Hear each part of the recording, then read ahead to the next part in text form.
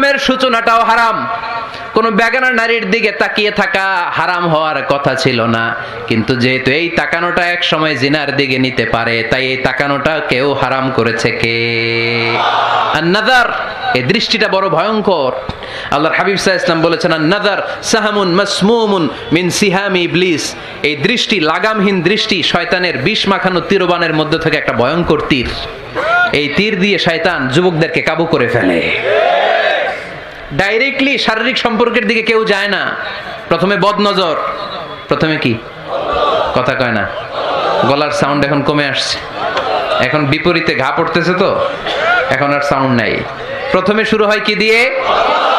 বদনজর, লাগামহীন নজর। তারপরে মুচকি হাসির বিতরণ, চোখে চোখে কথা হয়, আছে না নাই? হাসি বিতরণ হয়, মোবাইল নাম্বার আদান প্রদান হয়, ফেসবুকের আইডি শেয়ার হয়, তারপরে রাত জেগে কম্বলের নিচে চ্যাটিং ফ্যাটিং, আছে না নাই?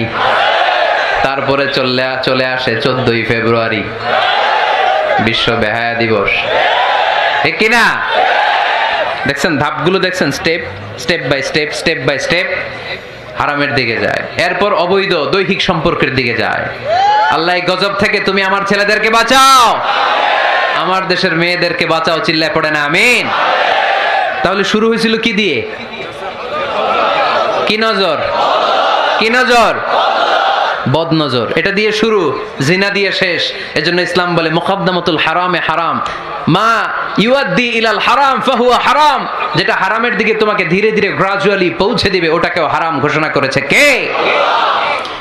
এজন্য বিষ্ণু ঈসা ইসলাম ওনার মেয়ের জামাতা সাইয়েদনা আলী রাদিয়াল্লাহু তাআলা আনহুকে বলেছেন, আলী খবরদার, লা তুতবি'ন নাযরাতান নাযরা। এক নজর যদি ভুল করে কোনো নারীর চেহারার দিকে তোমার পড়ে যায়, খবরদার দ্বিতীয় নজর দিও না। ফা ইন্না লাকাল উলা ওয়া লাইসাত লাকাল আখিরা। কারণ প্রথম নজর ভুল করে পড়ে গেলে ক্ষমা করবে কে?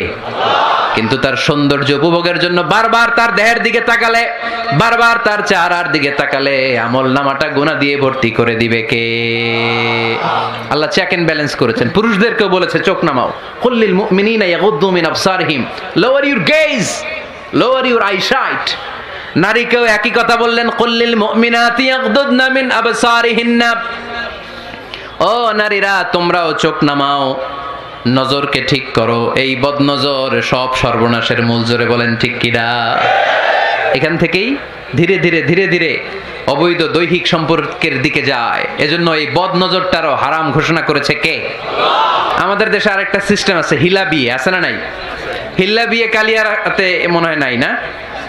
এলাকাতে আছে, ভয়ঙ্কর। আর তালাকাল বাইনাল বাইনুনা যখন হয়ে যায় কমপ্লিটলি ডিভোর্স, কোনো সম্পর্ক নেই, তখন ওই স্ত্রীকে যদি আবার ফিরে আনতে হয়, ইসলামের নিয়ম হচ্ছে আরেক জায়গায়, হাত্তা তানকিহা যাওজান গায়রা, আরেক জায়গায় বিয়ে হবে, নরমাল প্রসেসে কোনো কারণে তাদের ডিভোর্স হবে, তখন আগের স্বামী স্ত্রীকে আনতে পারবে। এটারে অনেকে কৌশল করে, বিয়ের পরে একজন বুড়া মানুষের সাথে বিয়ে দেয়, সামান্য কিছু টাকা পয়সা দিয়ে এক দুই দিন সংসার করাইয়া ডিভোর্স নিয়ে আবার বিয়ে করায়, এরকম আছে না নাই? লাআনা রাসূলুল্লাহি আল মুহাল্লিল ওয়াল মুহাল্লিল্লাহ। সুনানে তিরমিজির বর্ণনা, আল্লাহর হাবিব সাল্লাল্লাহু আলাইহি ওয়াসাল্লাম বললেন, যারা হিলা করে, যারা হিলা করায়, উভয়ের উপর আল্লাহর লানাত। এগুলোর সাথে আমাদের কোনো সম্পর্ক আছে? এজন্য আমরা হারাম খাবো না, হারাম ঘুরাইয়া খাওয়ার জন্য কৌশলও করা যাবে। এরপরে 8 নম্বর মূলনীতি হলো কাসবুল হালাল শারতুন লিকাবুলিদ দুআ। আমরা বলি, হুজুর আমার দোয়া কবুল হয় না, কিন্তু দোয়া কবুলের সবচাইতে বড় শর্ত হলো হালাল ইনকাম, ঠিক কি না? হালাল উপার্জন ছাড়া যদি দোয়া করেন কবুল হবে? হারাম কিছু খেয়ে যদি আপনার দেহটারে বর্ধনশীল করেন, এই দেহ জান্নাতে ঢুকবে? লা ইয়াদখুলুল জান্নাতা জাসাদুন গুযিয়া বিল হারাম। হারাম দিয়ে বর্ধিষ্ণু যে দেহ, এই দেহ কোনোদিন আল্লাহর জান্নাতে ঢুকবে না। চিল্লায় বলেন ঠিক কি না? ইন্নাল্লাহা তাইয়্যিব লা ইয়াকবালু ইল্লা তাইয়্যিবা। আল্লাহ পবিত্র, আল্লাহ পবিত্র ছাড়া কোনো কিছু গ্রহণ করে না।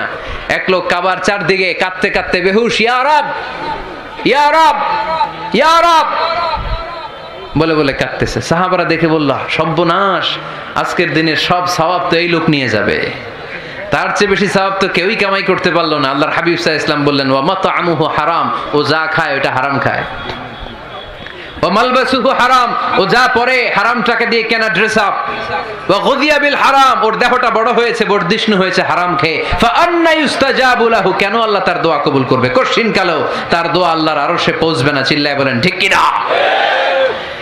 এজন্য দোয়া যদি আল্লাহর কাছে মাকবুল করতে চান, আপনার দোয়া যদি আল্লাহর আরশ পর্যন্ত পৌঁছাতে চান, হালাল খাওয়ার দরকার আছে না নাই? জিহাদের ময়দানে এক সাহাবা সর্বপ্রথম তীর মেরেছেন, নাম কি জানেন? সাদ বিন আবি ওয়াক্কাস রাদিয়াল্লাহু তাআলা আনহু। আল্লাহর হাবিব সাল্লাল্লাহু আলাইহি ওয়াসাল্লামকে বললেন, ইয়া রাসূলুল্লাহ উদা আল্লাহ আইয়াজআলানি মুস্তাজাবাদ দাওয়া, নবী হে আপনি একটু আমার জন্য দোয়া করেন, আল্লাহ যেন আমারে মুস্তাজাবুদ দাওয়া বানিয়ে দেয়। কি বানিয়ে দেয়?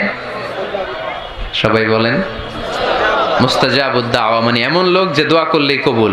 আল্লাহর হাবিব সাল্লাল্লাহু আলাইহি ওয়াসাল্লাম উত্তরে কি বলছিলেন শুনবেন? শুনবেন সবাই? আল্লাহর হাবিব সাল্লাল্লাহু আলাইহি ওয়াসাল্লাম বললেন, ইয়া সাদ আতিব মাতআমাক তাকুন মুস্তাজাবুদ দাওয়া। হে সাদ, মুস্তাজাবুদ দাওয়ার জন্য আমার স্পেশাল দোয়ার দরকার নেই, তুমি যা খাবে হালাল খেও, হালাল খেলেই তুমি মুস্তাজাবুদ দাওয়া। হালাল খেলেই তোমার দোয়া কবুল করে নিবে কে? 9 নম্বর মূলনীতি, আল হালালু হালালুন লিল জামি' ওয়াল হারামু হারামুন লিল জামি'। হালাল এটা সবার জন্য হালাল, হারাম এটা সবার জন্য। আওয়াজ করে উত্তর দিতে হবে, ঘুষ খাওয়া হালাল না হারাম? মিথ্যা বলা এটা আপনার জন্য হারাম, আমার জন্য হারাম না? না, আপনার জন্য হারাম, আমার জন্য। হিংসা করা হালাল না হারাম? এই হিংসা যদি আমার নানা ভাই করে হালাল না হারাম? আমি যদি করি, বাইতুল মোকাররমের ইমাম যদি করে, শুধু কাবা ঘরের ইমাম সাহেব হিংসা করতে পারবে? হ্যাঁ পারবে? হালাল সবার জন্য হালাল, হারাম সবার জন্য হারাম। বলেন তো, বুঝে শুনে উত্তর দিয়েন, প্যান্ট শার্ট পরা হালাল না হারাম? কথা কন আরো জোরে। 2 দল নাকি 1 দল? সবাই বলেন হালাল না হারাম? প্যান্ট শার্ট পরা এটা হালাল শুধু আপনার জন্য নাকি আমার জন্য হারাম? না, প্যান্ট শার্ট পরা আমার জন্য হালাল, আমার নানা ভাইয়ের জন্য হালাল, কাবা ঘরের ইমামের জন্য হালাল। চিল্লায় বলেন ঠিক কি না? আল হালালু হালালুন লিল জামি' ওয়াল হারামু হারামুন লিল জামি'। কিন্তু আমরা প্যান্ট শার্ট পরি না। আমাদের এদেশের আলেম ওলামারা ঢিলে ঢালা জুব্বা পরে, সুন্নতি পোশাক পরে, কিন্তু প্যান্ট শার্ট পরা তাদের জন্য হালাল, আমার জন্য হালাল, ইমাম সাহেবের জন্য হালাল। যেটা হালাল এটা সবার জন্য হালাল, যেটা হারাম এটা সবার জন্য হারাম। আওয়াজ করে বলতে হবে ঠিক কিনা?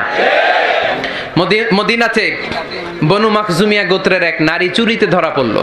সবাই বলতেছে, ইয়া রাসূলুল্লাহ এই মহিলাটা অনেক বড় বংশের মেয়ে, আপনি মাফ করে দেন, আপনি হাত কেটে দিয়েন না। চুরি করলে কি করতে হয় জানেন না বোধহয় নিয়মটা? না, হ্যাঁ, ফাকতাউ আইদিয়াহুমা, the government, the authority should cut down his right hand. চুরি করলে হাত কেটে দাও, এটা ইসলামের বিধান। আল্লাহর হাবিবরে সবাই বললেন, ইয়া রাসূলুল্লাহ এই মেয়ের হাত কেটে দিয়েন না। আল্লাহর হাবিব সাল্লাল্লাহু আলাইহি ওয়াসাল্লাম বললেন, খবরদার, আল্লাহর বিধানের ক্ষেত্রে আমারে সুপারিশ করার স্পর্ধা দেখিও না। লাউ আন্না ফাতিমাতা বিনতি মুহাম্মাদিন সারাকাত লাকাতা মুহাম্মাদুন ইয়াদাহা। মাখজুমিয়া গোত্রের মেয়ে কেন, আমার কলিজার টুকরা নয়নের পুটলি ফাতেমাও যদি চুরি করে, ফাতেমার হাত কেটে দিতে আমি 1 সেকেন্ডও দেরি করব না। কারণ এটা আল্লাহর আইন, বিধান সবার জন্য সমান। অন্যায় করলে ঠেলাওয়ালা দিনমজুর তার ছেলে অন্যায় করলে যে আইন, এমপির ছেলে অন্যায় করলে একই আইন। চিল্লায় বলেন ঠিক কিনা? আইন সবার জন্য সমান। There is no difference between black and white, between upper and lower, between the richer section of the society and poorer section of the society, between the member of the parliament and factory worker, between the president of Bangladesh and the rickshaw puller. Everyone is totally equal, 100% equal, completely equal in the eyes of Quran, in the eyes of Islam. ইসলামের দৃষ্টিতে সবাই সমান, এখানে আলাদা নাই। সাইয়েদনা ওমরে ফারুকের ছেলে আবু শাহামা নাবিজ খেতে যে এটা মদের মতো হয়ে গিয়েছিল। আমর ইবনে আল আস রাদিয়াল্লাহু তাআলা আনহু ওনাকে মদ খাওয়ার শাস্তি দিয়েছিলেন 80 বেত। ফিরে যখন আসলো ওমরে ফারুক বললেন, না তুমি আমার ছেলে কেন খাইলা, এজন্য আমার পক্ষ থেকে আরো 80 বেত। আইন সবার জন্য সমান। চিল্লায় বলেন ঠিক কিনা? এখানে কোনো ডুপ্লিমেসি করার সুযোগ, পার্সিয়ালিটি করার কোনো সুযোগ, আইন সবার জন্য সমান। আল হালাল হালালুন লিল জামি' ওয়াল হারাম হারামুন লিল জামি'।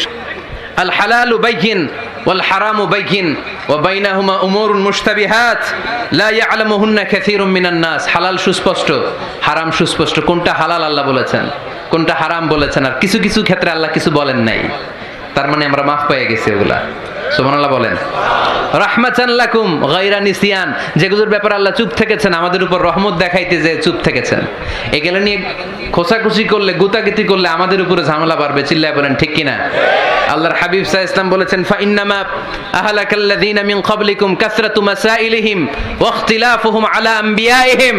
আমার আগে যত উম্মাত ধ্বংস হয়েছে, দুইটা কারণে সবচেয়ে বেশি ধ্বংস হয়েছে। নাম্বার 1 কাসরাতু মাসাইলিহিম, বেশি প্রশ্ন করার কারণে। কি করার কারণে? জানার জন্য প্রশ্ন, ঠেকানোর জন্য প্রশ্ন, ফিতনা বাজানোর জন্য আমাদের প্রশ্ন আছে না নাই? না, প্রশ্ন করবেন শুধু জানার জন্য।